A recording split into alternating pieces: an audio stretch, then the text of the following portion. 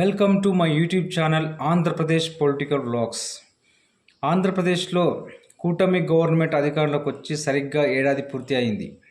ఈ ఏడాది పరిపాలనలో ప్రజలు ఎంత అసంతృప్తితో ఉన్నారో వీళ్ళు అధికారంలోకి వచ్చిన ఫస్ట్ మంత్ నుంచే స్టార్ట్ అయిపోయింది. ఎందుకంటే జగన్మోహన్ రెడ్డి గారు అధికారంలో ఉన్నప్పుడు ప్రతి మంత్ ఆయన అధికారంలోకి వచ్చిన వెంటనే తను ఇచ్చిన హామీలను, సంక్షేమ పథకాలను వన్ బై వన్ ఇంప్లిమెంట్ చేసుకుంటూ వచ్చిండు. అవి వితిన్ 6 monthsలో తను చెప్పిన హామీలన్నింటినీ అమలుపరిచిండు. సో అది జగన్మోహన్ రెడ్డి గారి యొక్క క్రెడిబిలిటీ. సో అంతటి సంక్షేమ పథకాలు అందుకున్న తర్వాత ప్రజలలో ఇప్పుడు ప్రజెంట్ చంద్రబాబు నాయుడు కూటమి గవర్నమెంట్ ఎలక్షన్ల ముందు ఇచ్చిన అబద్ధపు హామీలు, జగన్మోహన్ రెడ్డి గారి కన్నా మీకు ఇంకా ఎక్కువ ఇస్తాము, జగన్మోహన్ రెడ్డి గారి పథకాలు కూడా మీకు కంటిన్యూ చేస్తామంటే ఆశపడి మోసపోయారు. సో మరి పోనీ ఈ సంవత్సర కాలంలో వీళ్ళకి పథకాలు అందినాయా అంటే ఏ ఒక్క పథకం కూడా వీళ్ళకి అందలేదు.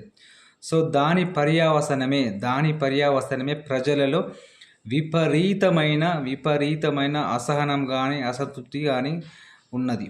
సో దానికి కరెక్ట్ ఎగ్జాంపుల్ మొన్న జూన్ 4న వైసీపీ నిర్వహించిన వెన్నుపోటు దినం అనే కార్యక్రమానికి అద్భుతమైన రెస్పాన్స్ వచ్చింది. ప్రజలు స్వచ్ఛందంగా వచ్చి తన యొక్క నిరసనను తెలియజేశారు. దానితో కూటమి ప్రభుత్వం యొక్క కూసాలు దాదాపు కదిలినట్టే. దాని ఇంపాక్ట్ వచ్చేసి ఈ 1 year పరిపాలన మీద రీసెంట్గా మొన్న 2024 ఎలక్షన్ ముందు కేకే సర్వే పర్ఫెక్ట్గా అతను ఏదైతే ఎన్ని సీట్లు అయితే చెప్పిండో అంతే రిజల్ట్ 164 seats టీడీపీ గవర్నమెంట్కి వచ్చినాయి, టీడీపీ కూటమికి వచ్చినాయి. సో ఆయన మొన్న ఏడాది పరిపాలన పూర్తయిన వెంటనే తన యొక్క సర్వేని ఈ ఏడాది పరిపాలన మీద ప్రజలు ఏమనుకుంటున్నారో అని ఆయన క్లియర్ కట్గా సర్వేని చాలా డీప్గా అన్ని యాంగిల్లో స్టడీ చేసి అనౌన్స్ చేసిండు.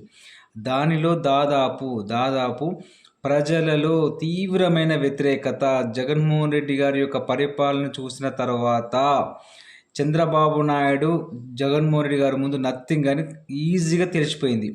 అతడు సంధించిన ప్రతి సర్వేలో కూడా, ప్రతి ప్రశ్నావళిలో కూడా ప్రజలలో టీడీపీ గవర్నమెంట్ చంద్రబాబు నాయుడు మీద, పవన్ కళ్యాణ్ మీద, లోకేష్ మీద తీవ్ర వ్యతిరేకత కనిపిస్తున్నట్టు క్లియర్ కట్గా తన యొక్క సర్వే రిపోర్ట్లో తెలియజేసిండు.